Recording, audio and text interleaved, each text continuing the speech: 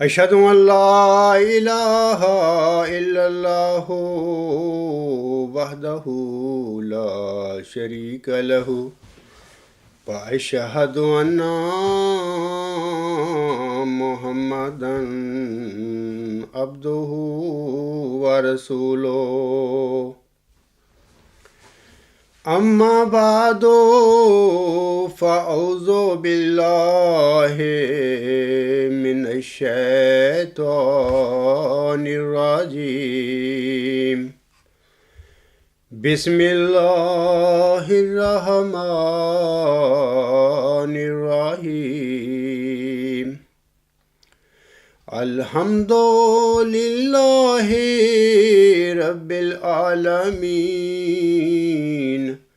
الرحمن الرحيم مالك يوم الدين إياك نعبد وإياك نستعين اهدنا الصراط المستقيم صراط الذين أنعمت عليهم صراط الذين أنعمت عليهم غير المغضوب عليهم ولا الضالين وقال الذين كفروا إن هذا إلا إفك افتراه وأعانه عليه قوما آخرون فقد جاءوا ظلما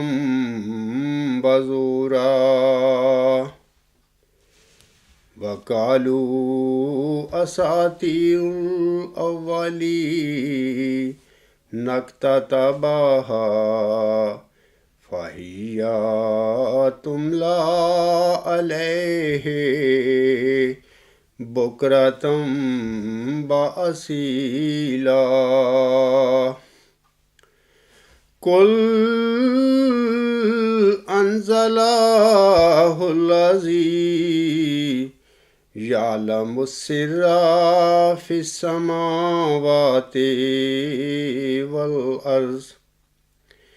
إنه كان غفورا رحيما وقالوا ما لهذا الرسول يأكل الطعام ويمشي في الأسواق لولا أنزل إليه ملك فيكون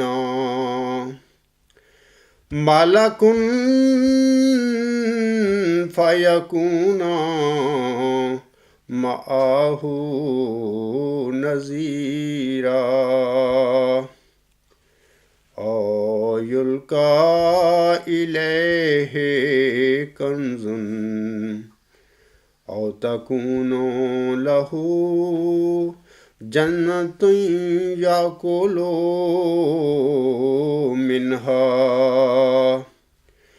وقال الظالمون إن تتبعون إلا رجلا مسحورا انظر كيف ضربوا لك الأمثال فضلوا فلا يستطيعون سبيلا یہ صورت الفرقان کی آیت نمبر 5 سے آیت نمبر 10 تک یہ 6 آیات اس وقت میں نے تلاوت کی ہیں۔ ان آیات کا ترجمہ اس طرح ہے، اللہ تعالیٰ فرماتا ہے، اور جن لوگوں نے کفر کیا انہوں نے کہا کہ یہ جھوٹ کے سوا کچھ نہیں جو اس نے گھڑ لیا ہے۔ یعنی اللہ تعالیٰ اپنے پیارے نبی صلی اللہ علیہ وآلہ وسلم کی طرف اشارہ کرتے ہوئے فرماتے ہیں، اور اس بارہ میں اس کی دوسرے لوگوں نے مدد کی ہے، پس یقیناً وہ سراسر ظلم اور جھوٹ بنا لائے ہیں۔ اللہ تعالیٰ نے ان لوگوں کی، سامعین کرام، اس آیت میں ان لوگوں کی تردید کی ہے جنہوں نے حضرت صلی اللہ علیہ وآلہ وسلم پر یہ الزام لگایا تھا کہ اس نے قرآن کو اپنے پاس سے گھڑا ہے یا بنایا ہے، یا اس کے بنانے میں کچھ اور لوگوں نے اس کی مدد کی ہے، اس کی تردید کر دی اللہ تعالیٰ نے۔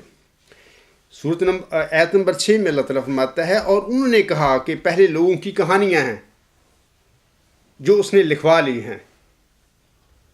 پس یہ صبح و شام اس پر پڑھی جاتی ہیں۔ اس آیت میں سامعین کرام پھر اللہ تعالیٰ پر جو سرقہ کا الزام اس زمانے میں لگایا گیا تھا یہودی اور عیسائیوں نے، اس الزام کی اللہ تعالیٰ نے تردید کی ہے۔ اللہ تعالیٰ فرماتا ہے، تو کہہ دے کہ اسے اس نے نازل کیا ہے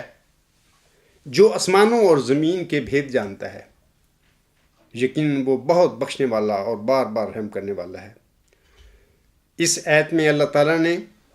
منکرین کے سرقہ کے الزام کو بالکل جھٹلا دیا اور رد کر دیا ہے۔ آگے اللہ فرماتا ہے، اور وہ کہتے ہیں کہ اس رسول کو کیا ہو گیا ہے کہ کھانا کھاتا ہے اور بازاروں میں چلتا ہے؟ کیوں نہ اس کی طرف کوئی فرشتہ اتارا گیا جو اس کے ساتھ مل کر لوگوں کو ڈرانے والا ہوتا۔ سامعین کرام، نبیوں اور مرسلوں کی ان کی زندگیوں میں ان کی قوموں نے شدید مخالفت کی ہر زمانے میں، لیکن انبیاء کرام اور مرسلین کے جانے کے بعد، وفات کے بعد، ان کی قوموں نے ان نبیوں اور رسولوں کے متعلق عجیب عجیب قصے گھڑ لیے۔ مثال کے طور پر حضرت صلی اللہ علیہ وآلہ وسلم کے ساتھ ان کی زندگی میں کفارین اور جو مکذبین تھے مکہ کے، ان کے کیا کیا مشرکین نے۔ آج عالم اسلام میں اگر دیکھا جائے تو عجیب عجیب حضرت صلی اللہ علیہ وآلہ وسلم کے متعلق بھی قصے بنائے ہوئے ہیں۔ مثال کے طور پر کچھ لوگوں کا خیال ہے مسلمانوں میں کہ آسم ایک نور تھے، وہ مطلب کہ نور یہ کوئی جسم وغیرہ نہیں تھا، ان کا سایہ نہیں ہوتا تھا۔ اس قسم کی یہ بے بنیاد باتیں بعض اوقات پھر عقیدت میں جا کر پھر لوگ گھڑ لیتے ہیں اپنے مرسل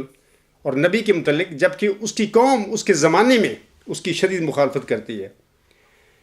تو انہی باتوں کا یہاں پہ اس میں ذکر کیا گیا ہے کہ اس زمانے کے لوگ جو تھے، مکہ کے مشرکین جو منکرین تھے، آسم کے متعلق یہ باتیں کیا کرتے تھے کہ یہ شخص کہتا ہے میں نبی ہوں، یہ ہمارے ساتھ کھانا بھی کھاتا ہے، بازاروں میں چلتا پھرتا ہے، اس کے اوپر کوئی فرشتہ کیوں نہیں اتارا گیا؟ اصل وہ چاہتے ہیں کہ فرشتہ ہمیں ہماری آنکھوں کے سامنے نظر آئے، حالانکہ فرشتے تو میٹا فزیکل یا غیر مرئی مخلوق ہیں، تو وہ لوگوں کو مادی آنکھوں سے نظر تو نہیں آیا کرتے۔ لیکن بہرحال ہر زمانے میں ہر مرسل پر اس قسم کے جھوٹے اور بے بنیاد الزام لگائے گئے۔ آگے اللہ تعالیٰ فرماتا ہے، یا اس کی طرح کوئی خزانہ اتارا جاتا، یا اس کا کوئی باغ ہوتا جس سے یہ کھاتا، اور ظالموں نے کہا کہ تم لوگ یقیناً ایک ایسے آدمی کے سوا کسی کی پیروی نہیں کر رہے جو سحر زدہ ہے۔ یہاں پر بھی وہی فضول الزامات جو ہوتے ہیں۔ مثال کے طور پر لوگوں کی نظر ہوتی ہے مال و دولت پہ، کہ بندہ امیر ہو اور اس کے باغ ہوں، دولت ہو، تو پھر ان کے دل پہ اثر ہوتا ہے کہ ہاں اگر یہ دعوے دار ہے تو یہ سچا ہوگا۔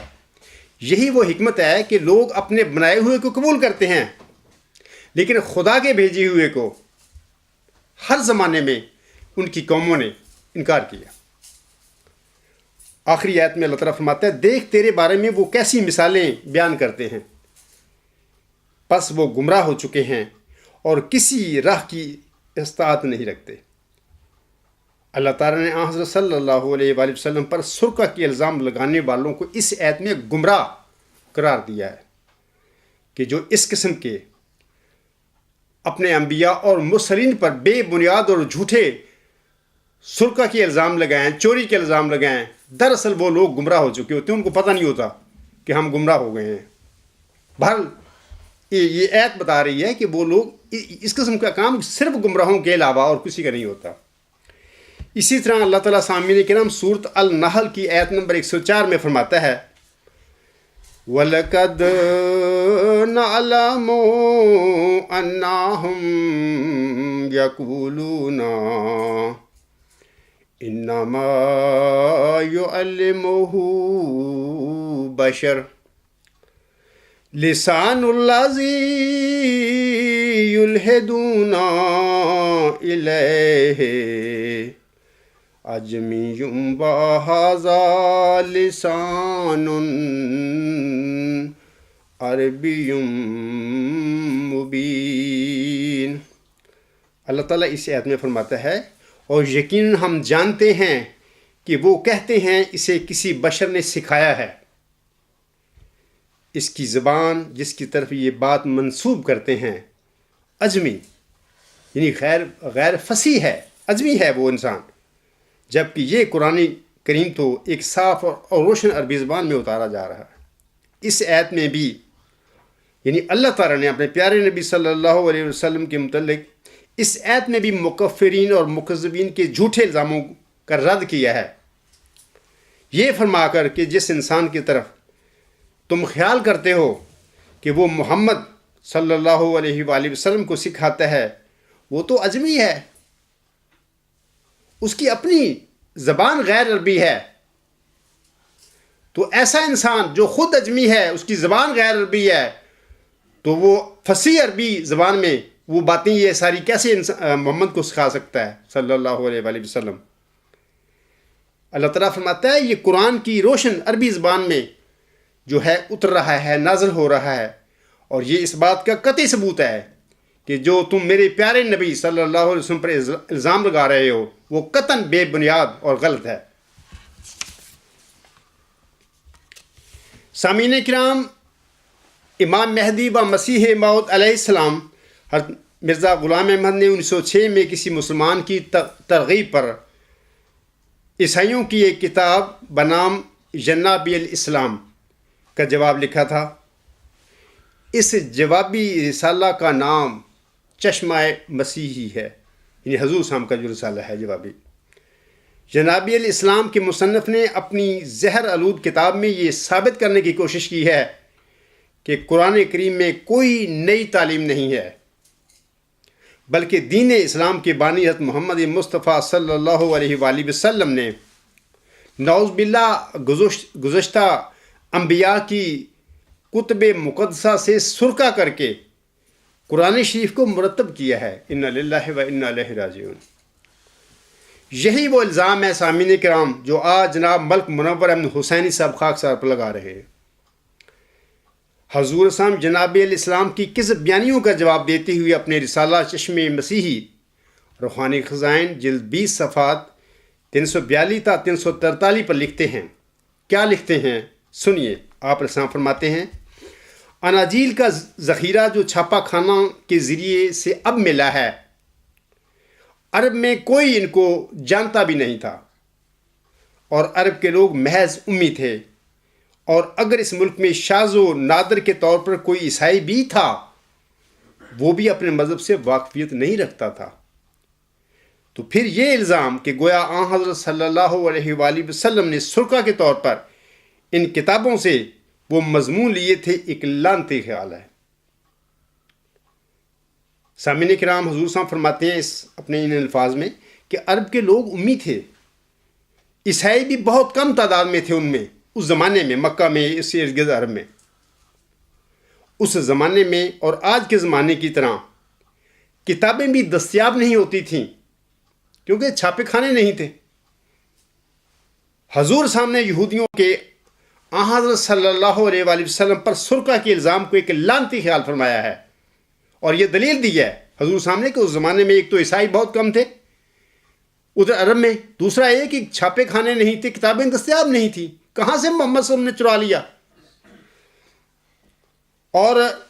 اس خیال کو حضور صاحب نے ایک لعنتی خیال فرمایا ہے، عیسائیوں کے اس خیال کو، یہودیوں کے اس خیال کو، اور یہی حال ملک منور حسینی صاحب کے خاکسار پر لگائے گئے الزام کا ہے کہ وہ بھی ایک لعنتی خیال ہے، کیونکہ کوئی اس کی ثبوت، کوئی دلیل، کوئی اس کے پاس ہے ہی نہیں، کوئی ثبوت ہی نہیں ہے، بے بنیاد ایک لعنتی خیال ہے۔ آگے حضور صلی اللہ علیہ وسلم فرماتے ہیں حضرت صلی اللہ علیہ وآلہ وسلم محض امی تھے، آپ عربی بھی نہیں پڑھ سکتے تھے، چہ جائے کا یونانی یا عبرانی۔ یہ بار ثبوت ہمارے مخالفوں کے ذمہ ہے کہ اس زمانہ کی کوئی پرانی کتاب پیش کریں جس سے مطالب اخذ کیے گئے۔ حضرت حق محمد علیہ السلام فرماتے ہیں ان الفاظ میں کہ عیسائیوں اور یہودیوں کو اپنے الزام کا ثبوت پیش کرنا چاہیے کہ جناب یہ وہ کتاب تھی اس زمانے میں مکہ میں یا ارد گرد لوگوں کے پاس جس سے محمد صلی اللہ علیہ وسلم نے یہ جو قرآن میں جو لکھا ہوا ہے یہ سب چرا کر یا سرقہ کر کے لکھا ہوا ہے، لیکن بغیر ثبوت، بغیر کسی دلیل کے یہ جھوٹا الزام محمد عربی وسلم پر عیسائیوں اور یہودیوں نے لگایا تھا۔ اسی طرح جناب ملک منور احمد حسینی صاحب کو بھی اپنے لعنتی الزام کا ثبوت پیش کرنا چاہیے کہ وہ جو اس دور حاضر میں اس سازش پر لگا رہے ہیں۔ آگے حضور صلی اللہ علیہ وسلم فرماتے ہیں اگر فرض محال کے طور پر قرآن شریف میں سرقہ کے ذریعے سے کوئی مضمون ہوتا تو عرب کے عیسائی لوگ جو اسلام کے سخت دشمن تھے فی الفور شور مچاتے کہ ہم سے سن کر ایسا مضمون لکھا ہے۔ حضور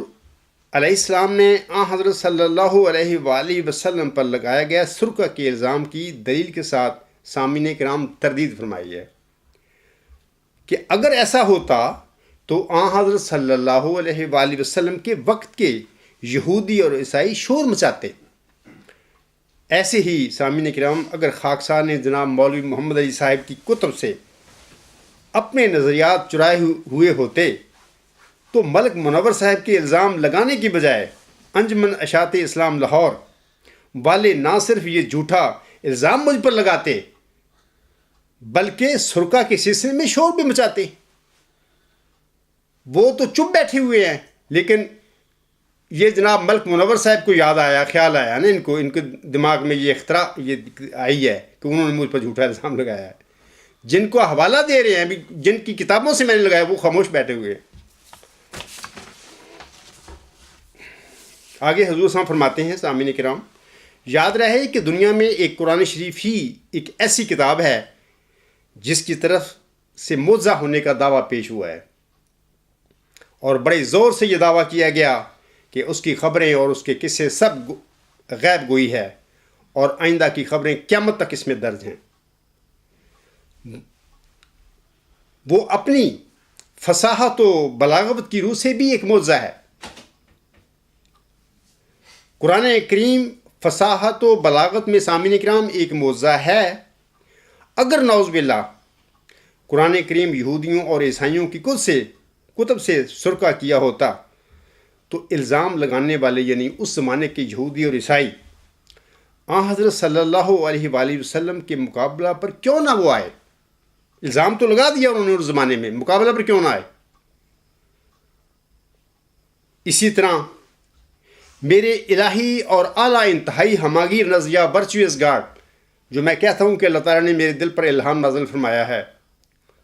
اور اللہ تعالیٰ نے اس الہامی نظریہ میں اللہ تعالیٰ نے مجھے وہ جو سقراط نے 2500 سال پہلے ورچو از نالج کہا تھا،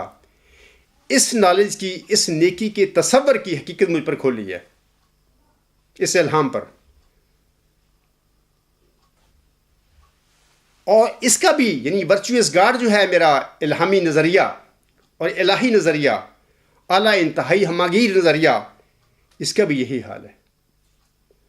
اگر میں نے مولوی محمد علی صاحب سے اپنے نظریات چرائے ہوتے تو پھر لاہور جماعت والے، قادیانی جماعت والے لوگ اور دنیا علم کے جو سائنٹسٹ ہیں اور فلسفی ہیں، اب سوال یہ ہے کہ وہ میرے مقابل کیوں نہیں آ رہے؟ میں اگر واقعی یہ چوری کی ہوئی چیزیں ہیں میری، تو یہ اتنی مطلب کہ جماعتی لوگ ہیں اور لاہوری بھی ہیں، قادیانی بھی ہیں،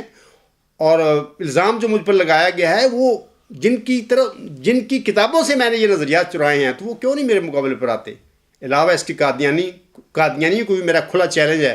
اور پوری دنیا کے جو سائنٹسٹ اور فلسفی ہیں وہ سارے علم و معرفت میں میرے مقابل پر آئیں، انشاءاللہ تعالی ناکام و نامراد ہوں گے میرے کے۔ 21 سال سے میرا یہ دعویٰ قادیانی جماعت کے آگے ہے، اپریل 1993 سے لے کر آج تک، اور عرصہ 11 سال سے اعلان دنیا کے آگے موجود ہے۔ اب سوال یہ ہے کہ اگر بقول منور صاحب میں نے یہ چرائے ہوئے ہیں مولوی محمد علی کی کتابوں سے یا انجمن اشاعت اسلام والوں کی کتابوں سے یہ معاہدہ چرایا ہوا ہے، تو یہ لوگ میرے مقابلے پر کیوں نہیں آئے، یا اب کیوں نہیں آ رہے؟ ملک منور کو تو الزام لگانے کی ضرورت ہی نہ پڑتی۔ اگر میں واقعی چور ہوتا اور میں نے واقعی اپنے نظریات کو، مذہبی اور علمی نظریات کو میں نے مولوی محمد علی یا انجمن اشاعت اسلام کی لٹریچر سے چرایا ہوتا، یہ ایک دلیل میں دے رہا ہوں۔ یہ لوگ کیوں خاموش ہیں میرے آگے؟ اس کا مطلب یہ ہے کہ یہ جو مجھ پر الزام لگایا ہے قطعی طور پر بے بنیاد اور جھوٹا الزام ہے۔ ایسا ہی یہ جھوٹا الزام ہے جیسے کہ میرے آقا محمد عربی صلی اللہ علیہ وسلم پر اس زمانے میں لگا تھا، اور ایسا ہی یہ الزام ہے بے بنیاد جیسا کہ 1 صدی قبل حضرت مرزا غلام صاحب حکم عدل پر بھی لوگوں نے مخالفت لگایا تھا۔ آگے حضور صلی اللہ علیہ وسلم فرماتے ہیں، پس عیسائیوں کے لیے اس وقت یہ بات نہایت سہل تھی کہ وہ بعض قصے نکال پیش کرتے کہ ان کتابوں سے قرآن شریف نے چوری کیا ہے۔ اس صورت میں اسلام کا تمام کاروبار سرد ہو جاتا۔ یعنی میں یہ کہتا ہوں کہ اپنے بارے میں کہتا ہوں کہ مدعی سست گواہ چست، یعنی کہ جن لوگوں کی کتابوں سے مجھے کہا جا رہا ہے کہ میں نے یہ نظریات علمی اور مذہبی چرائے ہیں، وہ تو خاموش بیٹھے ہوئے۔ جن کو یہ الزام لگانا چاہیے، کھڑے ہونا چاہیے، وہ خاموش ہیں، لیکن گواہ چست ہے۔ ملک منور کو یاد آ گیا ہے کہ ہاں یار کہ غفار صاحب نے یہ چرائے ہوئے ہیں۔ سوال یہ ہے کہ اگر میں نے چرائے ہوتے تو آپ کو بولنے کی ضرورت ہی نہیں تھی۔ انجمن اشاعت اسلام والے بڑے سیانے لوگ ہیں، وہ خود کھڑے ہوتے اور الزام لگاتے مجھ پر، لیکن آج تک ان کا زبان بندی ہے، وہ خاموش ہیں۔ یہ بتا رہا ہے کہ یہ میں نے نظریات کسی انسان کی کتابوں سے نہیں چرائے، بلکہ اللہ تعالیٰ نے مجھے یہ بخشے ہیں، اس کی عطا ہے مجھ پر۔ دوسری بات یہ ہے کہ وہ جو لوگ ہوتے ہیں لوگوں کے مضمونوں سے یا لوگوں کی کتابوں سے مضمون چرایا کرتے ہیں، کبھی بھی ان کی کتابوں کو جن سے وہ چراتے ہیں اپنی شہرت نہیں دیا کرتے۔ جبکہ میں نے مولوی محمد علی صاحب کا رسالہ المسیح المعود 27 مئی 2005 سے الغلام.com پر آن ایئر کیا ہوا ہے۔ اگر میں نے مولوی محمد علی کے رسالے سے یہ چیزیں لی ہوتی تو میں کیوں اس کو آن ایئر کرتا؟ لوگوں کو افاد عام کے لیے کیوں لکھتا آگے؟ میں نے اس لیے لکھا ہے کیونکہ میں نے چوری نہیں کسی سے کی۔ ہاں، یہ توارد ہے۔ مولوی محمد علی صاحب کے رسالہ میں چند باتوں کا میرے جو دعویٰ ہے مذہبی، اس کے ساتھ توارد ہے، وگرنہ میں آپ لوگوں کو کہتا ہوں کہ میرے جو دعویٰ ہے خلیفہ ثانی کے جھوٹے دعویٰ مسلم موعود کی سلسلے میں آپ پڑھ کر دیکھیں۔ مولوی محمد علی صاحب کا المسیح المعود اشیر بھی اس کے مقابلے پر نہیں آتا۔ ایسے دلائل نہیں ہیں انہوں نے دیے اپنے رسالے میں۔ چند باتیں ہیں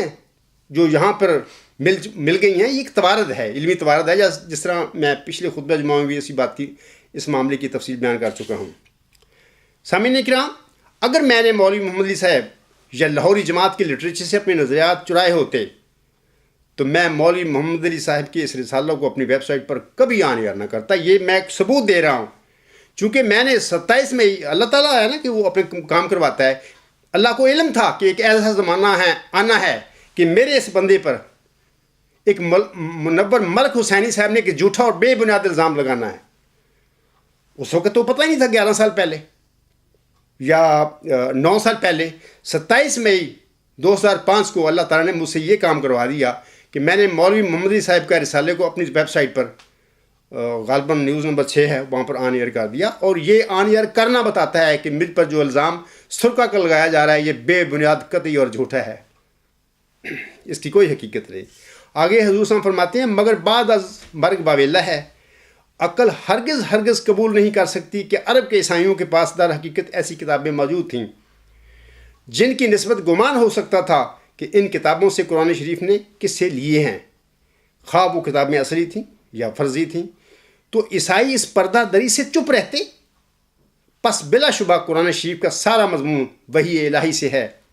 اور وہ وہی ایسا عظیم و شان معجزہ تھا کہ اس کی نظیر کوئی شخص پیش نہ کر سکا۔ قرآن کریم سامعین کرام یقیناً ایک علمی معجزہ ہے اور وحی الہی ہے، جیسا کہ اللہ تعالیٰ سورۃ البقرہ کی آیات نمبر 24 اور 25 میں فرماتا ہے،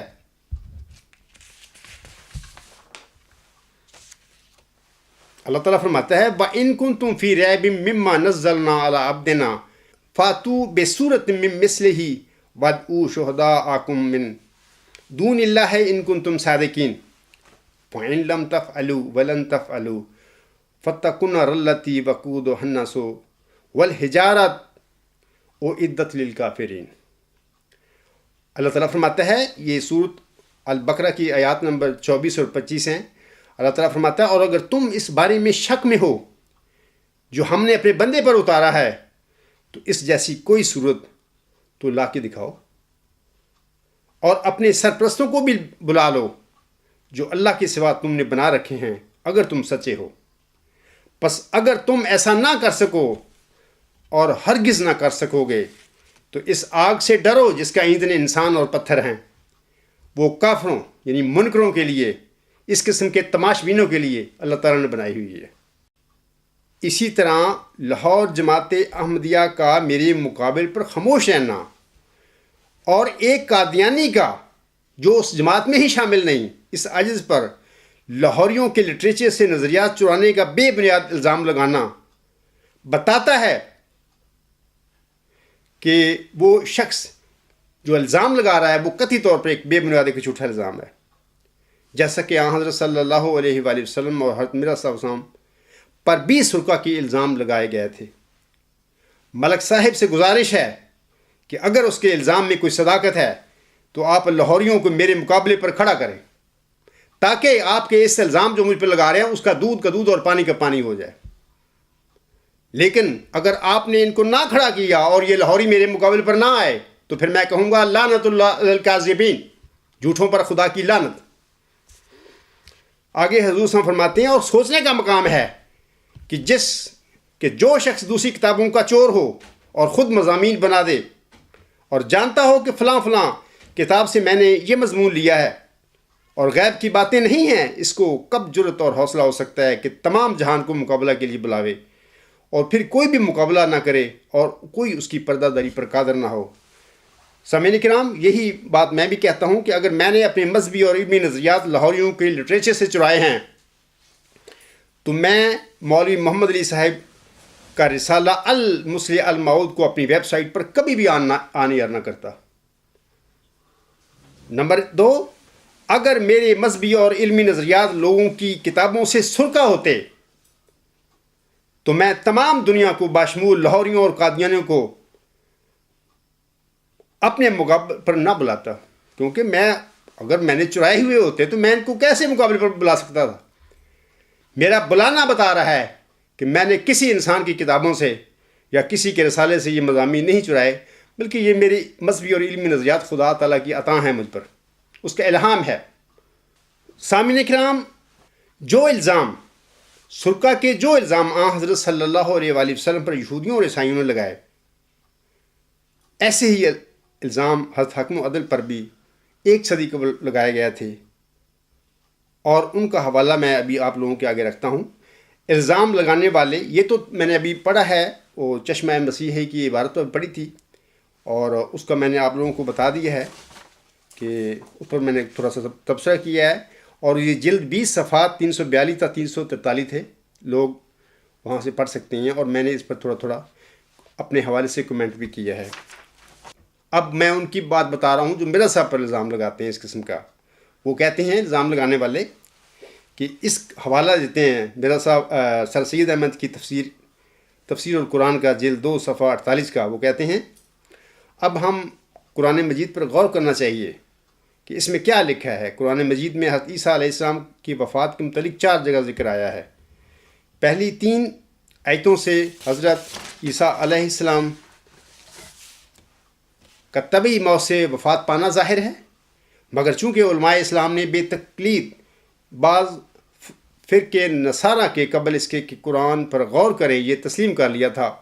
کہ حضرت عیسیٰ زندہ آسمان پر چلے گئے ہیں،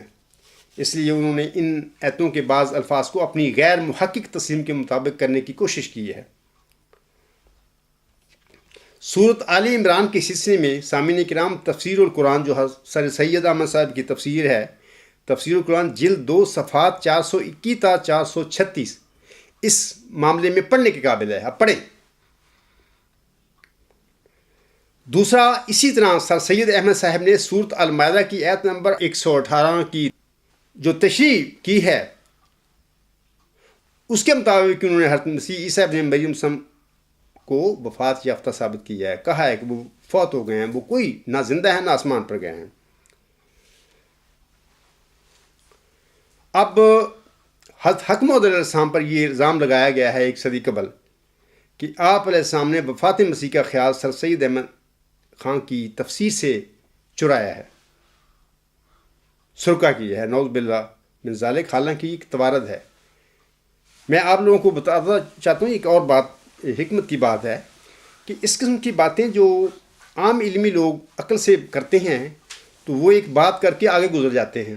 جیسے کہ سید احمد نے اس زمانے میں یہ بات لکھی اپنی تفسیر القرآن میں، آگے گزر گئے۔ کوئی ایسے ہی مولوی محمد صاحب نے 1 صدی قبل یہ بات لکھی موسیٰ الموعود میں کہ جناب خلیفہ ثانی سمیت باقی سارے لڑکے تو حضرت مرزا صاحب علیہ وسلم کے اس پیشگوئی کے دائرے میں نہیں آتے، پھر آگے گزر گئے۔ لیکن جن لوگوں کو اللہ تعالیٰ الہاماً ان باتوں کا انکشاف فرماتا ہے، وہ لوگ ساری زندگی ان معاملات پر کھڑے ہوتے ہیں اور سٹینڈ لیتے ہیں اور لوگوں کو بتاتے ہیں کہ جناب جس بات کا ہم دعویٰ کر رہے ہیں اس کے کیا کیا دلائل ہیں، کیا کیا ثبوت ہیں۔ جیسے کہ حضرت مرزا صاحب علیہ وسلم پر جب الہاماً یہ انکشاف ہوا کہ حضرت مسیح عیسیٰ ابن مریم وفات یافتہ ہیں، تو آپ دیکھیں 1891 سے لے کر 1908 تک ساری کتابوں میں اللہ ماشاء اللہ ساری زندگی وہی جنگ لڑتے رہے اور عیسائیوں کے خدا کو مارتے رہے۔ آپ اسلام فرمایا کرتے تھے کہ عیسائیوں کے خدا کو مارو کیونکہ اسی میں اسلام کی زندگی ہے، لیکن یہ کام سر سید احمد خان نے نہیں کیے تھے، نہ ان پر الہام ہوا تھا۔ انہوں نے ایز اے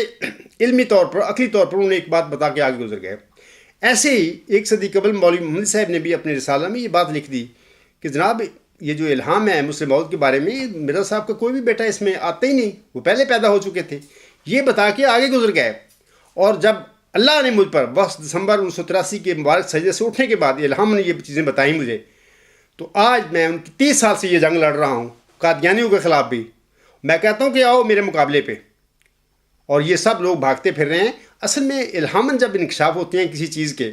تو وہ سچے لوگ ہوتے ہیں، مدعی ہوتے ہیں، اور کسی پیشگوئی کی، سابقہ پیشگوئی کی مصداق بھی ہوتے ہیں وہ لوگ۔ تو جو علمی طور پر، عقلی طور پر بات کرتے ہیں وہ بات کر کے آگے گزر جاتے ہیں، لیکن جو سچے مصداق ہوتے ہیں کسی پیشگوئی کے، وہ کھڑے ہو جاتے ہیں اور پھر مقابلہ کرتے ہیں اور دنیا کو اپنے مقابلے پر بلاتے ہیں، ان کے مقابلے پر دنیا نہیں آتی۔ یہ اس بات کی سچائی ہوتی ہے کہ ان لوگوں نے جو نظریہ پیش کیا ہے، خواہ وہ نظریہ مذہبی ہے یا علمی ہے، انہوں نے اللہ سے الہام پا کر لوگوں کو بتایا ہے، کسی کی کتاب سے انہوں نے یہ وہ نظریہ چرایا نہیں ہے۔ حضرت مرزا غلام علیہ السلام، اب میں سامعین کرام حدیث مجددین کے متعلق چند گزارشات پیش کرنا چاہتا ہوں۔ یہ تو بات تھی حضرت مرزا صاحب السلام پر جو لگائے گئے سرقہ کے الزام، یا آسم پر اپنے زمانے میں لگایا گیا تھے، اسی بارے میں بات کی ہے۔ اب میں کرتا ہوں حدیث مجددین کے متعلق چند باتیں کرنا چاہتا ہوں۔ سامعین کرام، حضرت مرزا غلام علیہ السلام اپنی کتاب البریہ روحانی خزائن جلد 13 صفحہ 201 حاشیہ میں فرماتے ہیں، یہ میں نے گزشتہ جو ہے خطبہ جمعہ اس میں بھی یہ حوالے میں نے پڑھے تھے، لیکن اس دفعہ پھر میں چند حوالے پڑھوں گا اور ان پہ تھوڑا سا گزارشات پیش کروں گا۔ حضور صاحب فرماتے ہیں، جب 13ویں صدی کا اخیر ہوا اور 14ویں صدی کا ظہور ہونے لگا تو خدا تعالیٰ نے الہام کے ذریعے سے مجھے خبر دی کہ تو اس صدی کا مجدد ہے، اور اللہ تعالیٰ کی طرف سے یہ الہام ہوا کہ الرحمن علم القرآن لتنذر قوم ما انذر آباؤہم ولتستبین سبیل المجرمین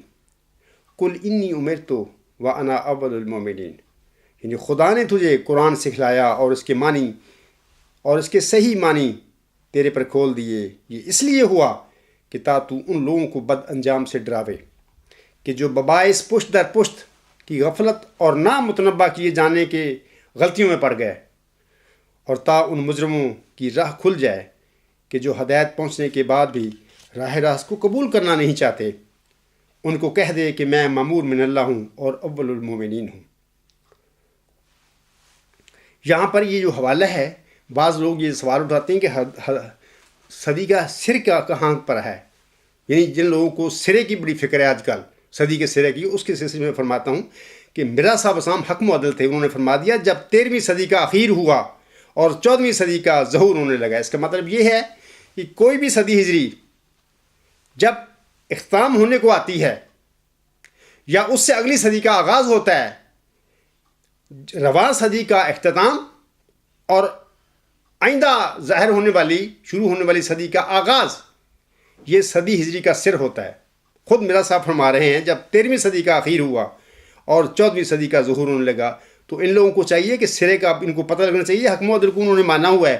اگر تم ان کی باتوں کو نہیں مانتے تو مانا ہوا کیا ہے آپ نے؟ دوسری بات، حضور صاحب فرماتے ہیں کہ میں نے دعویٰ کیا، مجھے اللہ نے الہاماً بتایا کہ تو اس صدی کا مجدد ہے، یعنی آپ علیہ السلام کا دعویٰ مبنی بر الہام تھا۔ تو یا اگر یہ حدیثی نعوذ باللہ جھوٹی تھی اور پہلے بھی گزشتہ کوئی نبی نہیں مجدد نہیں آئے تھے، نہ کوئی تعین ہے ان کا، تو پھر مرزا صاحب السلام پر آپ یقین رکھتے ہیں منور صاحب کہ حکم و عدل تھے، ان کا دعویٰ ہے، تو کیوں ان پر ایمان کیوں نہیں لاتے ان کے اس دعوے پر؟ جب اللہ تعالیٰ نے انہیں الہاماً بتایا کہ تو اس صدی کے مجدد ہے، اس حدیث کے مطابق جو آسم نے اللہ تعالیٰ سے خبر پا کر اپنی امت کے آگے بیان فرمائی تھی، تو اس کا مطلب یہ ہے کہ پہلے مجددین جو ہیں ان کا ہمیں خبر ہے، ان کے علم ہے یا نہیں ہے، لیکن یقیناً ہر صدی کے سر پر اللہ تعالیٰ نے ان لوگوں کو کھڑا کیا تھا۔ تو آپ کو ایمان لانا چاہیے حکم و عدل کی باتوں پر۔ اچھا، آگے میں دوسرا حوالہ آپ لوگوں کو آگے پیش کرتا ہوں۔ یہ حقیقت الوحی جو ہے، اس میں حضرت حکم و عدل علیہ السلام نے اپنی صداقت کے ثبوت کے طور پر 207 نشانوں کا ذکر کیا ہے، اور اپنی صداقت کے سلسلے میں پہلے نشان کے طور پر اسی حدیث سے مجددین کو پیش کیا تھا، جیسا کہ آپ سنا فرماتے ہیں حقیقت الوحی روحانی خزائن جلد 22 صفحہ 200 تا 201۔ حضور سام حکم و عدل علیہ السلام فرماتے ہیں قال رسول اللہ صلی اللہ علیہ وسلم ان اللہ عز وجل یبعث لهذه الامة على رأس كل 100 سنة من یجدد اللہ دینہا، رواہ ابو داؤد۔ یعنی خدا ہر ایک صدی کے سر پر اس امت کے لیے ایک شخص مبعوث فرمائے گا جو اس کے لیے دین کو تازہ کرے گا، اور اب اس صدی کا 24واں سال جاتا ہے اور ممکن نہیں کہ رسول اللہ صلی اللہ علیہ وآلہ وسلم کے فرمودہ میں تخلف ہو۔ ملک منور صاحب، اگر آپ حکم و عدل پر ایمان رکھتے ہیں کہ وہ صادق تھے، تو وہ فرما رہے ہیں کہ حضرت صلی اللہ علیہ وسلم کا جو فرمودہ ہے حدیث مجددین کے سلسلے میں، ممکن نہیں ہے کہ اس میں کوئی تخلف ہو۔ خدا کا خوف کرو، اپنی جان پر رحم کرو۔ تم کیا کرتے پھر رہے ہو؟ اگر تم لوگ منافق ہو، مرزا صاحب کو چھوڑ چکے ہو، تو اعلان کر دو کہ ہم مرزا صاحب کو نہیں مانتے۔ اگر مانتے ہو تو تمہارے یہ سوالات بے بنیاد سوالات ہیں، ان کی حقیقت اور ان کی اہمیت ہی کوئی نہیں ہے۔ آگے حضور صاحب فرماتے ہیں اگر کوئی کہے کہ اگر یہ حدیث صحیح ہے تو 12 صدیوں کے مجددوں کے نام بتلاویں، اس کا جواب یہ ہے کہ یہ حدیث علماء امت میں مسلم چلی آئی ہے۔ یہ آپ کے جو آج کل حدیث مجددوں کا آپ کو لگا ہوا ہے، پریشانی لگی ہوئی ہے، وہ کون کون سے تھے؟ ان کا جواب میرا صاحب علیہ السلام حکم و عدل دے رہے ہیں۔ اب اگر میرے دعویٰ کے وقت میں اس حدیث کو وضع بھی قرار دیا جائے تو ان مولوی صاحبوں سے یہ بھی سچ ہے، بعض اکابر محدثین نے اپنے اپنے زمانہ میں خود مجدد ہونے کا دعویٰ کیا ہے، بعض نے کسی دوسرے کے مجدد بنانے کی کوشش کی ہے۔ پس اگر یہ حدیث صحیح نہیں تو انہوں نے دیانت سے کام نہیں لیا، اور ہمارے لیے یہ ضروری نہیں کہ تمام مجددین کے نام ہمیں یاد ہوں۔ یہ علم محیط تو خاصہ خدا تعالیٰ کا ہے، ہمیں عالم الغیب ہونے کا دعویٰ نہیں ہے، مگر اسی قدر جو خدا بتلا دے۔ ماں سوائے اس کے یہ امت ایک بڑے حصہ دنیا میں پھیلی ہوئی ہے، اور خدا کی مصلحت کبھی کسی ملک میں مجدد پیدا کرتی ہے اور کبھی کسی ملک میں۔ پس خدا کے کاموں کا کون پورا علم رکھ سکتا ہے اور کون اس کے غیب پر احاطہ کر سکتا ہے؟ بھلا یہ تو بتلا دو کہ حضرت آدم سے لے کر حضرت صلی اللہ علیہ وآلہ وسلم تک ہر ایک قوم میں کتنے نبی گزرے ہیں۔ اگر تم یہ بتلا دو گے تو ہم مجدد بھی بتلا دیں گے۔ ظاہر ہے کہ عدم علم سے عدم شے لازم نہیں آتا۔ ملک منور صاحب، آپ بتائیں گے کہ کتنے حضرت صلی اللہ علیہ وسلم نے فرمایا ہے کہ مجھ سے پہلے 1,24,000 انبیاء دنیا میں تشریف لائے ہیں. کیا آپ بتائیں گے کہ 1,24,000 انبیاء کے نام کیا تھے؟ وہ کب اللہ نے بنا کر رسول بھیجے تھے؟ بتائیں گے آپ؟ تو آپ یہ اس حدیث پہ ڈھونڈتے پھر رہے ہیں، مجددوں کو بہانے کرتے رہے. اصل میں دراصل بات یہ ہے کہ پیشگوئی مسلم موعود آپ کے لیے مسئلہ بن گئی ہے. آپ جماعت احمدیہ قادیان میں، آپ جماعت احمدیہ قادیان کی یہ ہمدردیاں کرتے پھر رہے ہیں اور جس کو بھی اور لوگوں کو بھی گمراہ کر کے حدیث مجددین کی طرف ان کا رخ کر رہے ہیں کہ نہیں حدیث مجددین کی بات کریں، جبکہ 1 صدی قبل حدیث مجددین کا کام تو حضرت حق مودل نے کر دیا. اب تو وہ قصہ ہی پارینہ ہو چکا ہے، اس کا سوال ہی ختم ہو چکا ہے احمدیوں کے لیے. خاص کر خواہ ان کا تعلق لاہور جماعت سے ہے خواہ قادیان جماعت سے ہے، ان کا کوئی سوال نہیں ہے یہ حدیث مجددین غلط ہے یا صحیح ہے. یہ حق مودل نے اس حدیث کو سچا قرار دے دیا. اب منور صاحب یہ اعتراض کرتے ہیں اس حوالہ کے سلسلے میں نے گزشتہ خطبہ جمعہ میں پڑھا تھا. وہ کہتے ہیں حضور صاحب نے اپنی کتاب حقیقت البہی میں مجددین کی فہرست کیوں شائع نہیں کی؟ تو یہ آپ ان پر پابندی لگا رہے ہیں کہ وہ ضرور شائع کرتے ہیں. آپ کون ہوتے ہیں ایک حق مودل کے متعلق قسم کی باتیں کرنے والے 100 سال کے بعد اٹھ کے؟ وہ بہتر جانتے تھے کہ میں اس حدیث کو مجددین کی فہرست کو شائع کروں یا نہ کروں. بال ان کی مزوری سے میں نے گزشتہ خطبہ جمعہ میں بھی ایک حوالہ پڑھا ہے کہ غالب جناب مرزا بشیر الدین محمود احمد اپنے الفاظ میں کہتے ہیں کہ حضور صاحب کے منظوری سے شائع شدہ مجددین کی فہرست، اس کا مطلب تم ایمان لاؤ کہ انہوں نے اپنی زندگی میں ایک فہرست بنائی اور اس کی منظوری دی جماعت کو کہ ہاں یہ مجددین ہیں. ہر صدی مجھ سے پہلے گزشتہ جو صدیاں ہیں ان میں یہ مجددین آئے تھے. تو وہ حقیقت الوحی کو کیوں شائع کرتے پھرتے جب انہوں نے ویسے ہی جماعت احمدیہ میں ایک اپنی منظوری سے ایک فہرست مجددین کی شائع کر دی؟ اگر تم یہ اعتراض کرتے ہو تو تم انہیں حق مودل نہیں مانتے. اس کا مطلب یہ ہے اگر تم اعتراض کر رہے ہو حدیث مجددین کے متعلق، یہ اس کی حقانیت کے متعلق اور ان محدثین کی تعداد کے متعلق، یا وہ کب صدیوں کے سر پر ظاہر ہوئے، تو اس کا مطلب یہ ہے کہ تم حق مودل علیہ السلام سے پر ایمان لا کر اس سے پیچھے ہٹ چکے ہو. پیچھے ہٹنے والا کون ہوتا ہے؟ جو ارتداد اختیار کرتا ہے. اگر ملک منور صاحب حضرت حق مودل علیہ السلام کی جنم بھومی سے ان کا تعلق ہے، جیسے کہ انہوں نے ایک ای میل میں لکھا ہے کہ جی میری قادیان سے وہ تخت مسیح ہے، میرا ان سے بڑا قریبی تعلق ہے. اگر ان کا تخت مسیح موعود قادیان سے تعلق ہوتا تو یہ صاحب حضرت حق مودل علیہ السلام پر ایمان لاتا، ان کے اس فیصلے پر بھی ایمان لاتا کہ یہ حدیث مجددین بالکل سچی ہے. حدیث مجددین جس کی حقانیت کو میرا صاحب اعظم حق مودل نے دنیا کے آگے بتا دیا، اس سے انکار کرتے پھرنا اور تخت مسیح سے اپنی نسبتیں ظاہر کرتا رہنا، چھ معنی دار کیا مطلب ہے اس کا؟ سب جھوٹ ہے. اور یہ بھی بات یاد رکھیں کہ جب اللہ تعالیٰ کسی انسان کو بطور مجدد کھڑا کرتا ہے تو وہ مجدد انسان ہی ہوتا ہے. اس کا علم محدود ہوتا ہے، اس کا علم اتنا ہی ہوتا ہے جتنا علم خدا تعالیٰ ان کو دیتا ہے. خواہ وہ عاصم ہوں، مرزا صاحب ہوں، موسیٰ عیسیٰ جو بھی ہوں، خواہ اس زمانے میں آج میں ہوں، اللہ تعالیٰ انہیں اتنا ہی علم دیتا ہے جس علم کی انہیں ضرورت ہوتی ہے. وہ مجدد بن کے، نبی بن کے عالم الغیب نہیں بن جایا کرتے. عالم الغیب صرف اللہ تعالیٰ کی ذات ہے.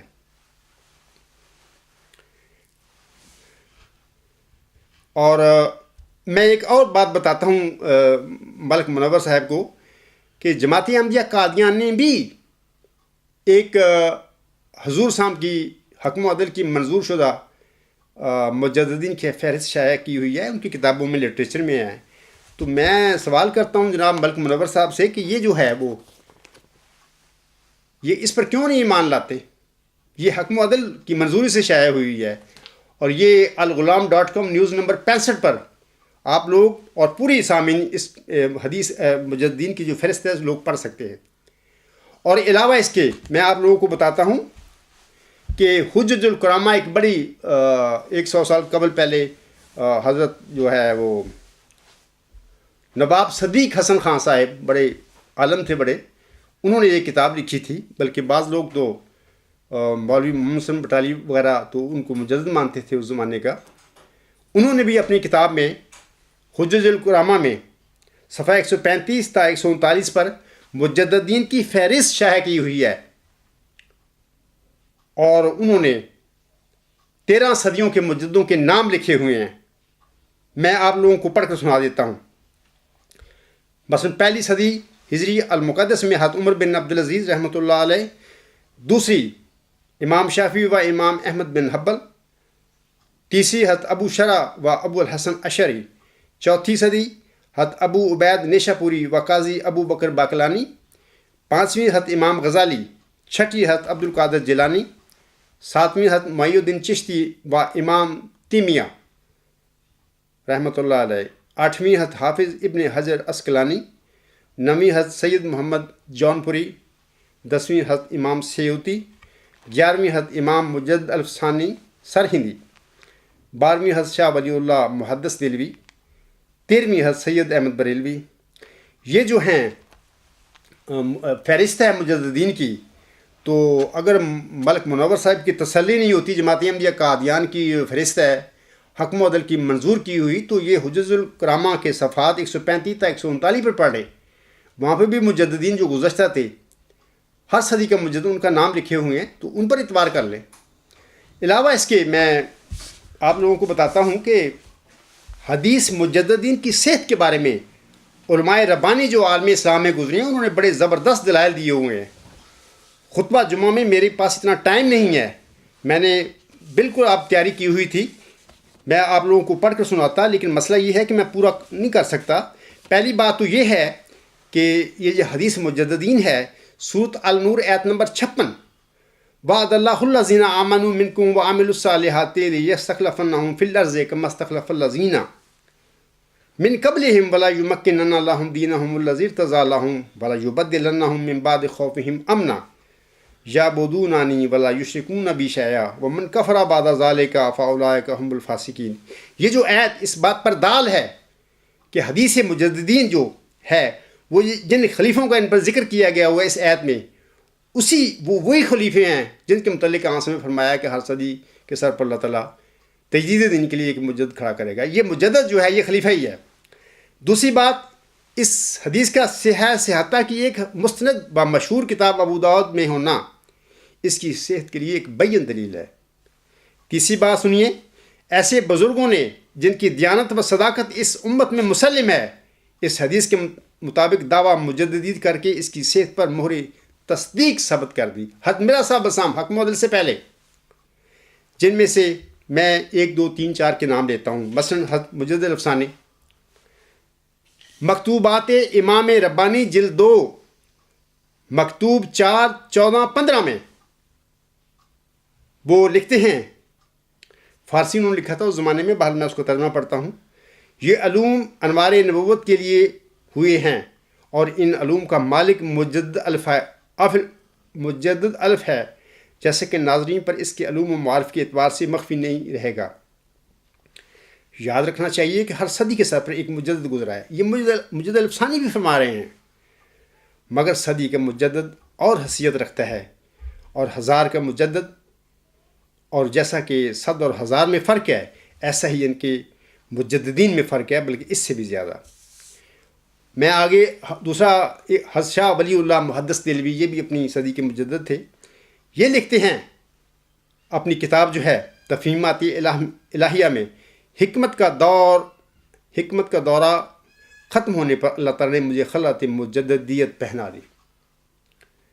تیسرا، امام جلال الدین سیوطی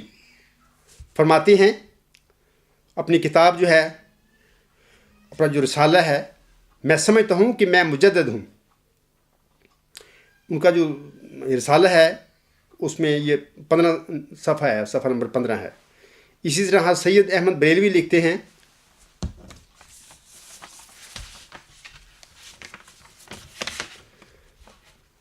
یہ ان کا میں تھوڑا سا اردو پڑھ دیتا ہوں۔ وہ کہتے ہیں کہ اسی خلوص اور برکت کے طفیل مجھے منصب امامت پر مشرف کیا گیا۔ میں مجدد کی حیثیت سے یہ کہتا ہوں، خدائے پاک عالم گواہ ہے کہ جہاد کی طرف دعوت اور قرف مناد کے ازالہ کا خیال اخلاص سے بھرے ہوئے دل سے جوش مار رہا ہے۔ پس حدیث مجدد کو جھٹلانے سے ان بزرگوں کو مفتری و کذاب ماننا پڑتا ہے، جنہوں نے ایک موضوع حدیث پر بنیاد رکھ کر مجدد و ملہم من اللہ ہونے کا اعلان کر دیا۔ آگے یہ تو تھی میں نے بتائے ہیں، 4 آدمیوں کے میں نے نام لیے ہیں، اور 5واں حضرت امام غزالی صاحب اپنی سرگزشت المنقذ میں فرماتا ہے، اس کے صفحہ جو اردو میں ترجمہ ہے صفحہ 160 پر وہ فرماتے ہیں کہ مجھے اللہ تعالیٰ نے تجدید اور احیاء دین کے لیے کھڑا کیا ہے۔ میں نے 5 مثالیں دی ہیں 5 صدی کے مجددوں کے۔ آگے میں آپ لوگوں کو بتاتا ہوں، یہ میں ملک صاحب کی علم کے لیے میں باتیں بتا رہا ہوں، چونکہ یہ بہت لمبا اور وسیع مضمون ہے، ایک خطبہ جمعہ 1 گھنٹے میں کیا آدمی بتا سکتا ہے۔ چوتھا میں بتاتا ہوں آپ لوگوں کو اس حدیث کی حقانیت کے سلسلے میں کہ تمام حفاظ حدیث اس کی صحت پر متفق ہیں۔ نمبر 5، حافظ ابن حجر عسقلانی فرماتے ہیں، وہ کیا فرماتے ہیں؟ وہ کہتے ہیں یہ امر ظاہر کرتا ہے کہ یہ حدیث عمر بن عبدالعزیز کے زمانہ میں بھی مشہور تھی۔ اس کے راویوں کے سکا ہونے کے ساتھ یہ امر بھی اس کی سند کی تقویت کرتا ہے۔ اسی طرح جب حضرت عمر بن عبدالعزیز کی زمانہ سے ہی اسے ایک مستند اور صحیح حدیث مانا جاتا ہے، تو آج کون اس کو موضوع کر سکتا ہے؟ منور صاحب بتائیں، آپ کے یہ جو آج کل حدیث مجددین کے سلسلے میں یہ سوالات ہیں، ان کی حقیقت کیا رہے گی؟ کچھ بھی نہیں۔ نمبر 6، علامہ جلال الدین سیوطی اس حدیث کی صحت کے اس حد تک قائل ہے کہ اس پر ایک مستقل رسالہ لکھا انہوں نے۔ اسی طرح نمبر 7، امام احمد حنبل نے اس حدیث کے مطابق ظہور مجددین ضروری سمجھا۔ نمبر 8، زہری نے اس کے مطابق عمر بن عبدالعزیز کو مجدد قرار دیا۔ اسی طرح نمبر 9، مصنف تفسیر روح المعانی نے اس کو درست قرار دے کر قیامت تک مکالمہ الہیہ کا اجرات تسلیم کیا۔ نمبر 10، مجدد الفسانی نے اس کے مطابق ہر صدی پر مجدد کی آمد کا اقرار کیا۔ نمبر 11، حضرت شاہ ولی اللہ محدث دہلوی نے اس کو صحیح سمجھ کر خود دعویٰ کیا۔ نمبر 12، حضرت سید احمد بریلوی نے اس کو درست سمجھ کر خود دعویٰ کیا۔ دور حاضر میں مثال کے طور پر نواب صدیق حسن خان، مصنف حجج الکرامہ وغیرہ نے اس کی تائید کی، اس حدیث مجددین کی، اور اپنی کتاب جو ہے حجج الکرامہ میں جیسا کہ میں نے ابھی بیان کیا ہے صفحہ نمبر 135 تا 139 پر انہوں نے وہ فہرست لکھی ہے جو گزشتہ مجددین گزرے ہیں۔ اسی طرح نمبر 14، مولانا ابو الکلام آزاد نے اس کے مطابق ہر طریقے کے بعد ظہور مجدد کو ضروری سمجھا۔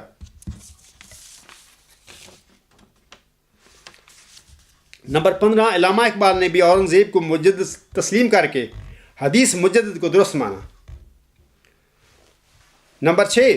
پیسہ اخبار کے ایڈیٹر کو بھی جو باوجود دشمنی سلسلہ کے یعنی حضرت مرزا صاحب صاحب کا شدید مخالف تھا یہ اخبار پیسہ اخبار، اس کی صحت کا اعتراف اس اخبار کو بھی کرنا پڑا۔ اسی طرح نمبر 17، علامہ شبلی نعمانی مرحوم بھی اس حدیث کی تصدیق کر کے گئے ہیں۔ یہ جو میں نے مختصر تھوڑے وقت میں باتیں جو میں بتا سکتا تھا وہ میں نے بتائی ہیں، لیکن یہ یاد رکھیں کہ اس حدیث کے بارے میں کسی قسم کا شک و شبہ امت کو نہیں ہے۔ ہاں، نبوت کا مسئلہ ہے عالم اسلام میں غیر احمدیوں کو بھی کہ نبوت بند ہو گئی ہے، ختم نبوت کا انہوں نے دکان بنا لی ہے۔ اب منور صاحب جو نبیوں کے اجراء کے قائل ہیں، سخت قائل ہیں اور بڑے شدید مخالف ہیں ختم نبوت کے، اب وہ مجددوں کی دکان بند کرنے کی دکان کھولتے پھر رہے ہیں، اپنا ان کا یہ حال ہے۔ اسی طرح میں اور چند حوالے پڑھ دیتا ہوں مجددین کے سلسلے میں۔ حضور صاحب فرماتے ہیں کہ حوالہ میں یہ ملفوظات جلد 4 صفحہ 2 ہے، یہ بات مسلمانوں میں ہر شخص جانتا ہے اور غالباً کسی کو بھی اس سے بے خبری نہ ہوگی کہ رسول اللہ صلی اللہ علیہ وآلہ وسلم نے فرمایا ہے کہ اللہ تعالیٰ ہر صدی کے سر پر ایک مجدد کو بھیجتا ہے جو دین کے اس حصہ کو تازہ کرتا ہے جس پر کوئی آفت آئی ہوئی ہوتی ہے۔ یہ سلسلہ مجددوں کے بھیجنے کا اللہ تعالیٰ کے اس وعدہ کے موافق ہے جو اس نے انا نحن نزلنا الذکر وانا لہ لحافظون میں فرمایا ہے۔ ملک منور صاحب یہ جو ذکر ہے میں خود مانتا ہوں کہ ہر کتاب جو ہے قرآن سے پہلے آئی وہ بھی ذکر تھا، لیکن ان ذکروں کے بارے میں اللہ تعالیٰ نے ان کتابوں میں کوئی وعدہ نہیں کیا ان انبیاء سے یا ان کی امتوں سے۔ یہ وعدہ اس ذکر کے اس قرآن کریم کی حفاظت کا صرف ہمارے پیارے نبی محمد مصطفیٰ صلی اللہ علیہ وسلم سے اور آپ کی امت سے کیا گیا ہے۔ حضرت بانی جماعت علیہ السلام حکم و عدل جو ہیں حدیث مجددین کو سورۃ الحجر کی آیت نمبر 10 کو اس حدیث کا منبع اور مصدر قرار دیتے ہیں۔ آگے سنیے ایک اور حوالہ۔ حضور اسلام فرماتے ہیں، یہ حوالہ ہے روحانی خزائن جلد 5 صفحہ 340۔ اول وہ پیش گوئی رسول اللہ صلی اللہ علیہ وآلہ وسلم جو تواتر مانوی تک پہنچ گئی ہے، جس کا مطلب یہ ہے کہ اللہ تعالیٰ نے وعدہ فرمایا ہے کہ ہر یک صدی کے سر پر وہ ایسے شخص کو مبعوث کرے گا جو دین کو پھر تازہ کرے گا اور اس کی کمزوریوں کو دور کر کے پھر اپنی اصلی طاقت اور قوت پر اس کو لے آئے گا۔ آگے حضور صلی اللہ علیہ وسلم فرماتے ہیں، کیا یہ ممکن ہے فرمودہ رسول صلی اللہ علیہ وآلہ وسلم خطا جاوے؟ حق و عدل فرما رہے ہیں کہ ممکن نہیں ہے کہ حضور اکرم صلی اللہ علیہ وسلم کا فرمایا ہوا میں کوئی تخلف ہو جائے، کوئی رکاوٹ ہے۔ ملک منور احمد صاحب آج کہتے پھر رہے ہیں کہ جناب یہ حدیث یہ وضع ہے، یہ جعلی ہے، ثبوت دو اس کا۔ انا للہ و انا الیہ راجعون۔ آپ کے علم اور عقل پر افسوس ہے۔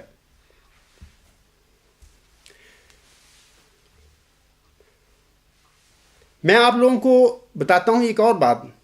انٹرسٹنگ بات ہے۔ ایمان کی 2 قسمیں ہوتی ہیں سامعین کرام مین۔ ایک ہوتا ہے ایمان رسمی، مان لینا، جبکہ دل سے نہیں مانا ہوا ہوتا، رسمی ٹھیک ہے مان لیا۔ دوسرا ہوتا ہے پختہ اور سچا ایمان۔ اس سلسلے میں آپ لوگوں کو بتاتا ہوں کہ سورۃ النساء کی آیت نمبر 137 میں اللہ تعالیٰ فرماتا ہے، اسی قسم کے ایمانوں کا اللہ تعالیٰ نے ذکر کیا ہے، جیسے کہ اللہ فرماتا ہے، یا ایھا الذین آمنوا آمنوا باللہ ورسولہ والکتاب الذی نزل علی رسولہ والکتاب الذی انزل من قبل ومن یکفر باللہ وملائکتہ وکتبہ ورسلہ والیوم الآخر فقد ضل ضلالا بعیدا۔ سورۃ النساء کی آیت نمبر 137 کا ترجمہ اس طرح ہے، اللہ فرماتا ہے، اے لوگو جو ایمان لائے ہو، اللہ اور اس کے رسول پر ایمان لے آؤ۔ اب کیا مطلب ہے؟ اللہ مومن بھی قرار دے رہا ہے، یعنی کہ تم ایمان لائے ہو، مومنوں کو مخاطب کر کے کہہ رہا ہے کہ ایمان لے آؤ۔ اس کا مطلب یہ ہے کہ وہ جو پہلے انہوں نے ایمان لایا تھا وہ ایمان نہیں تھا، وہ ایک رسمی ایمان تھا۔ اللہ فرما رہا ہے کہ دل کی گہرائیوں سے ایمان لے کے آؤ۔ اسی قسم کا غالباً مربر جو ہے ملک صاحب، اس کا وہ بھی مومن اس قسم کا مومن ہے، جن کے متعلق اللہ فرماتا ہے کہ اے لوگو جو ایمان لائے ہو، اللہ اور اس کے رسول پر ایمان لے آؤ، اور اس کتاب پر بھی جو اس نے اپنے رسول پر اتاری ہے، اور اس کتاب پر بھی جو اس نے پہلے اتاری تھی، اور جو اللہ کا انکار کرے اور اس کے فرشتوں کا اور اس کی کتابوں کا اور اس کے رسولوں کا اور یوم آخر کا، تو یقیناً وہ بہت ہی دور کی گمراہی میں بھٹک چکا ہے۔ ملک منور احمد صاحب میرے خطبے کے بعد 20 ستمبر 2014 کو ایک ای میل میں لکھتے ہیں، وہ لکھتے ہیں، ان کیس آف مبالہ ہی از ان مبالہ ود حضرت نصر احمد سلطانی صاحب who has very clearly sent length on him. If he prophesied against Hazrat Nasir Ahmad Sultani Sahib that he will die within 1 year, which is still in operation, it will be a nishan for me and for other. I am not leader of any Jamaat, rather a student of Islah Pasand and other contemporary Jamaats and Mamureen. میں ان کو کہتا ہوں کہ سلطانی صاحب نے میرے ساتھ مبالغے کا چیلنج دیا، میں اس کے ساتھ مبالغے میں ہوں، اللہ کیا اس کا نتیجہ ظاہر کرے گا، میں نے یہ بات اللہ پر چھوڑ دی ہے اور دعا کیا ہے کہ اللہ صادق اور کاذب میں فرق کر کے دکھلا، تو انشاءاللہ تعالیٰ وہ دکھلائے گا۔ باقی مرنا نہ مرنا یہ اللہ کا کام ہے، خدا کے رسول نبی آ کے لوگوں کو مارتے نہیں پھر رہے، مارتے نہیں ہیں وہ مبالغے کر کے مر جائیں لوگ، بلکہ ان کی خواہش یہ ہوتی ہے کہ حق اور صدق ظاہر ہو جائے۔ دوسری بات یہ ہے کہ لوگوں کے مرنے کے ساتھ کوئی معیار نہیں ہے لوگوں کو مرنا کسی نبی اور کسی رسول کی صداقت کے لیے، بلکہ لوگوں کی اپنی مرضی کے ایسے نشان نہیں ہوتے جیسے ملک منور صاحب کہہ رہے ہیں کہ اگر وہ مر گیا تو وہ نشان ہوگا، نہیں، ایسی کوئی بات نہیں، بلکہ نبی یا مجدد جو نشان اتمام حجت کے لیے پیش کرتا ہے وہی نشان اللہ تعالیٰ کے نزدیک صدق اور کذب کا معیار ہوتا ہے۔ جیسا کہ حضرت حق مہدی علیہ السلام فرماتے ہیں، یاد رہے کہ ہر ایک نبی یا رسول یا محدث جو نشان اتمام حجت کے لیے پیش کرتا ہے وہی نشان خدا تعالیٰ کے نزدیک معیار صدق و کذب ہوتا ہے، اور منکرین کے اپنی درخواست کے نشان معیار نہیں ٹھہر سکتے۔ مجموعہ اشتہارات جلد 3 صفحہ 328۔ دوسرا، میں نے آپ کے جھوٹے الزام کے رد کے لیے جو کچھ میں نے بیان کیا ہے دلائل کے ساتھ، ثبوتوں کے ساتھ آپ کے آگے اور پورے سامعین کے آگے رکھا ہے کہ آپ اگر سچے تھے مجھ پر یہ الزام لگانے میں کہ میں نے اپنے نظریات جو ہیں مذہبی اور علمی مولوی محمد علی صاحب سے یا انجمن اشاعت اسلام کے لٹریچر سے چرائے ہیں، تو اس کی آپ ثبوت دیں، آپ دلیل پیش کریں، لیکن آپ کے پاس کوئی دلیل اور ثبوت نہیں ہے۔ باقی آپ کہتے ہیں، اور لوگوں کا بھی سوال ہے کچھ لوگوں کا، کہ ایک مسلمان جو ہے دوسرے مسلمان کو مقابلے کے لیے نہیں بلا سکتا۔ یہ بھی بالکل بے بنیاد جھوٹا ایک تصور ہے۔ ایک مسلمان کو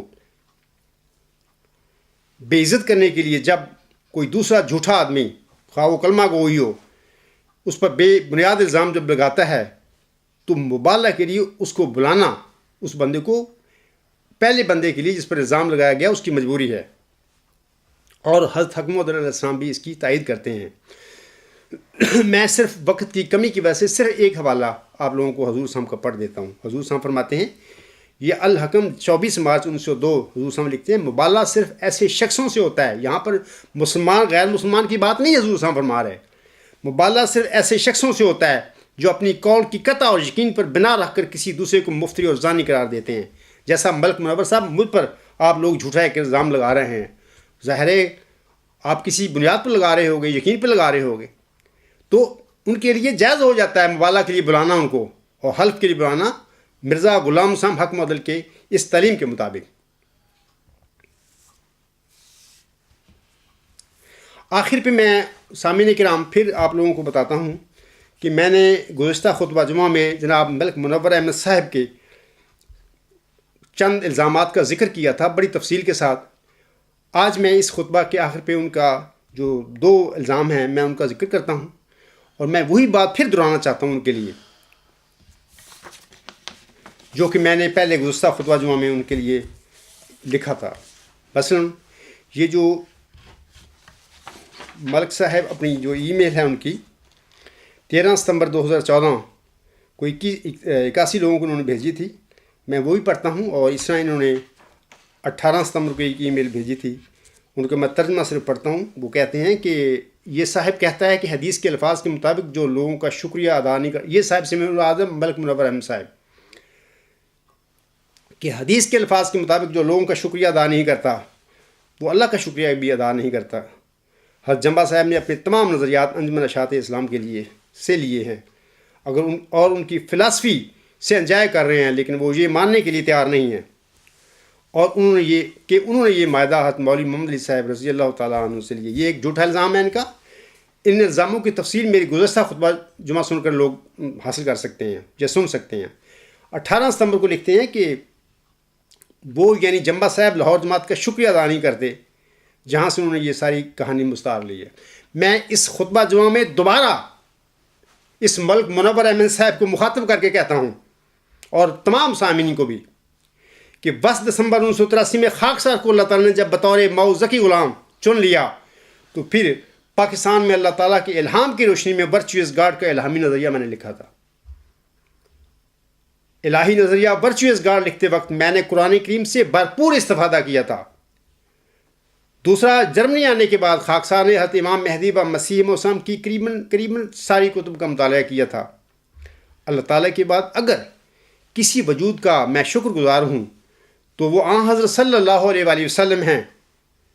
کیونکہ آپ کی جو وحی تھی قرآن کریم، اس سے میں نے استفادہ کیا، اور اس کے بعد پھر میں نے محمدی مریم حضرت مرزا غلام رسام کو بھی گہری نظر سے پڑھا۔ لہذا وہ روحانی معاہدہ جس پر خاکسار کے مذہبی اور علمی نظریات قائم ہیں، میں نے اللہ تعالیٰ سے براہ راست الہاماً پائی ہے، اور اس کے لیے میں اولاً اللہ تعالیٰ کا شکر گزار ہوں تہ دل سے۔ میں کیا، میری نسل بھی قیامت تک اللہ تعالیٰ کا شکریہ نہیں ادا کر سکتی اس فضل اور اس کی رحمت پر جو اس نے اس عاجز پر کی ہے۔ اور اللہ تعالیٰ کے بعد میں اپنے پیارے نبی حضرت محمد مصطفیٰ صلی اللہ علیہ وآلہ وسلم کا شکر گزار ہوں کہ ان کی وحی جو ہے قرآن کریم، اس سے میں نے بھرپور استفادہ کیا ہے، اور اللہ تعالیٰ نے اس وحی کو میرے آگے کھول دیا۔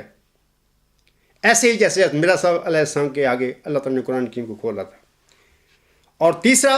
حضرت امام مہدی و مسیح موسم کا شکر گزار ہوں۔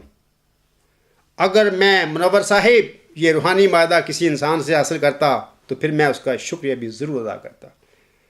لیکن چونکہ میں نے یہ روحانی معاہدہ اللہ تعالیٰ، حضرت محمد مصطفیٰ صلی اللہ علیہ وآلہ وسلم اور حضرت امام مہدی و مسیح موسم کے علاوہ کسی دنیاوی انسان سے حاصل نہیں کی، تو پھر میں کسی دنیاوی انسان کا کیسے شکریہ ادا کرتا پھروں؟ آپ ہوش میں تو ہیں جو میرے متعلق باتیں کر رہے ہیں؟ جہاں تک مولوی محمد علی صاحب کی رسالہ المسلم الموعود کا تعلق ہے، تو یہ تو میں نے ابھی تفصیل بیان کر چکا ہوں۔ میں نے تو اس زمانے 2005 میں 27 مئی کو اپنی ویب سائٹ پر آن کر دیا تھا، اور میں نے دلیل دیتا ہوں آپ لوگوں کو کہ جو سرقہ لگاتا ہے، چوری کرتا ہے کسی کی کتاب سے یا کسی کے لٹریچر سے، اس انسان کو کبھی ضرورت نہیں ہو سکتی کہ جس کتاب سے وہ اپنے کچھ نظریات چرائے اس کتاب کو اپنی ویب سائٹ پر افاد عام کے لیے لگا دے۔ یہ ایک دلیل میں دے رہا ہوں کہ میں نے اپنے نظریات کو کسی انسان کی کتابوں سے نہیں چرایا۔ یہ تمہارا جھوٹ ہے اور بے بنیاد کے الزام ہے اس حاجت پر۔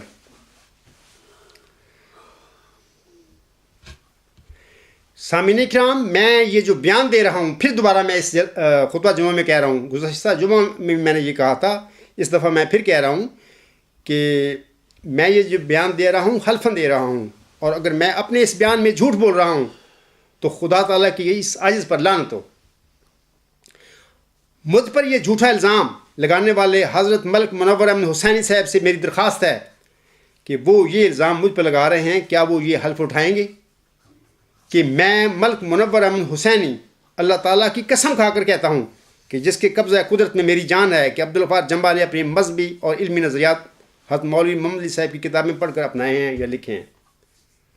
یا انجمن اشاعت اسلام لاہور سے مستعار لیے ہیں، اور اگر میں یہ جھوٹ بول رہا ہوں تو اللہ تعالیٰ کی مجھ یعنی حضرت ملک منور احمد حسینی صاحب پر لعنت ہو۔ میں نے گزشتہ 19 ستمبر 2014 کے خطبہ جمعہ میں کہا تھا، چونکہ ملک منور احمد حسینی صاحب نے مجھ پر مذکورہ الزام لگایا ہے، لہذا اس پر فرض ہے کہ اگر میں نے واقعی یہ کام کیا ہے اور وہ اپنے اس الزام میں سچے ہیں تو وہ میرے مقابلے پر آ کر یہ حلف اٹھا لیں۔ لیکن پچھلے خطبہ جمعہ سے آج تک بھی اس کی کافی ای میلیں وہ لکھتا ہے، لیکن اس کو جرت نہیں ہوئی کہ وہ حلف اٹھاتا، جس کا میں نے ذکر کیا ہے، اسے مطالبہ کیا ہے۔ اس کا مطلب یہ ہے کہ قطعی طور پر اپنے الزام میں جھوٹا ہے آدمی۔ اگر میں نے سرقہ کیا ہوتا مولوی محمد علی کی کتابوں سے یا انجمن اشاعت اسلام کی کتابوں میں سے، اس سے پہلے وہ لوگ کھڑے ہوتے اور شور مچاتے، جیسا کہ میرا صاحب سامنے چشمہ مسیحی میں بیان کیا ہے کہ اگر عیسائیوں کی کتابوں سے یا یہودیوں کی کتابوں سے قرآن کریم کو آن حضرت صلی اللہ علیہ وآلہ وسلم نے چرایا ہوتا تو اس زمانے میں کیا یہ لوگ خاموش رہتے؟ قطعاً نہیں خاموش نہ رہتے۔ اسی طرح آج انجمن اشاعت اسلام لاہور والوں کا میرے آگے خاموش رہ جانا، بلکہ میں نے تو ان کے جو وہ ان کا ختم نبوت کا عقیدہ ہے اس کی جڑ کاٹ دی ہے، اور خود ملک منور احمد صاحب اپنی ای میلوں میں اس عاجز کی تعریف کرتا ہے کہ بلکہ کہتا ہے کہ جس انداز سے اس انسان نے نبوت کے موضوع کو اجاگر کیا ہے، بلکہ فرمایا ہے ذالک فضل اللہ ہے یؤتیہ من یشاء، یہ باتیں کہنے والا یہ شخص میرے متعلق ہے، تو جن لوگوں کی میں نے ختم نبوت کے سلسلے میں جڑ کاٹ دی ہے وہ خاموش کیسے رہ سکتے تھے اگر میں نے اپنے ان نظریات کو، علمی اور مذہبی نظریات کو ان کی کتابوں سے لیا ہوتا؟ یہ ایک دلیل میں دے رہا ہوں۔ اللہ تعالیٰ آپ پر رحم کرے اور آپ کو ہدایت دے اور آپ کا خاتمہ بالخیر کرے۔ باقی میں ایک اور بات کہنا چاہتا ہوں کہ کچھ لوگ جو ہوتے ہیں مجھ پر الزام لگاتے ہیں کہ میں نے گزشتہ خطبہ جمعہ میں ملک منور احمد حسینی کے بارے میں سخت زبان استعمال کی ہے۔ میں آپ لوگوں سے کہنا چاہتا ہوں کہ یہ بھی ایک بے بنیاد اور جھوٹا الزام ہے مجھ پر۔ میں نے ملک منور احمد صاحب پر کوئی بے بنیاد جھوٹے الزام نہیں لگائے اور سخت زبان بھی استعمال نہیں کی، بلکہ ان کا جھوٹ اور کذب لوگوں کے آگے ثابت کر کے رکھتی ہے کہ وہ ایک جھوٹا اور ایک کاذب انسان ہے۔ یہ اس قسم کے تب وہ الزام لگاتا ہوں پھر رحمت پر۔ اور یہ بھی یاد رکھیں کہ ایک واقعہ کا اظہار ایک اور بات ہے، دشنام ترازی ایک اور بات ہے۔ جیسا کہ حضرت حکیم علیہ السلام اپنی کتاب ازالہ اوہام روحانی خزائن جلد 3 صفحہ 114 پر فرماتے ہیں، آپ علیہ السلام فرماتے ہیں وہ تلخ الفاظ جو اظہار حق کے لیے ضروری ہیں اور اپنے ساتھ اپنا ثبوت رکھتے ہیں، میں ثبوتوں کے ساتھ بتا رہا ہوں ملک منور احمد صاحب کے الزاموں کے سلسلے میں کہ وہ جھوٹا انسان ہے، وہ بے بنیاد الزام مجھ پر لگا رہا ہے۔ حضور صلی اللہ علیہ وسلم فرماتے ہیں کہ اور اپنے ساتھ اپنا ثبوت رکھتے ہیں، وہ ہر ایک مخالف کو صاف صاف سنا دینا نہ صرف جائز بلکہ واجبات وقت سے ہے، تا مداحنہ کی بلا میں مبتلا نہ ہو جائیں۔ میں کوئی منافق آدمی نہیں ہوں کہ ایسے ہی ہاں ٹھیک ہے کرتا پھروں، بلکہ دو ٹوک میں نے بات کیا کہ غلط باتیں کی ہیں اس نے متعلق، بے بنیاد باتیں کی ہیں اور لوگوں کو گمراہ کرنے کی کوشش کی ہے۔ بہرحال اللہ تعالیٰ اس کو ہدایت دے اور اس کا خاتمہ بالخیر کرے، کیونکہ جتنا بھی انسان گمراہ ہو جائے اللہ تعالیٰ کے لیے مشکل نہیں ہے اس کو ہدایت دینا۔ اور میری بھی دعا ہے اس انسان کے لیے کہ اے خدا اس انسان کو ہدایت دے دے، اور اگر یہ بڑھ چکا ہے اور حضرت حکیم علیہ السلام کے دامن سے دور جا چکا ہے تو اس کو واپس حضرت حکیم علیہ السلام کے دامن کی طرف لے آ۔ تو اللہ تعالیٰ امید ہے انشاءاللہ تعالیٰ اس پر اپنا فضل اور رحم کرے گا، اور ان باتوں سے جو فضول جھوٹے الزام اس عاجز پر لگاتا پھر رہا ہے اس سے باز رہے گا۔ آخر میں آپ لوگوں کو بتاتا ہوں کہ ہم اپنا فرض دوستو اب کر چکے ادا، اب بھی اگر نہ سمجھے تو سمجھائے گا خدا۔ وما علینا الا البلاغ وآخر دعوانا الحمد للہ رب العالمین۔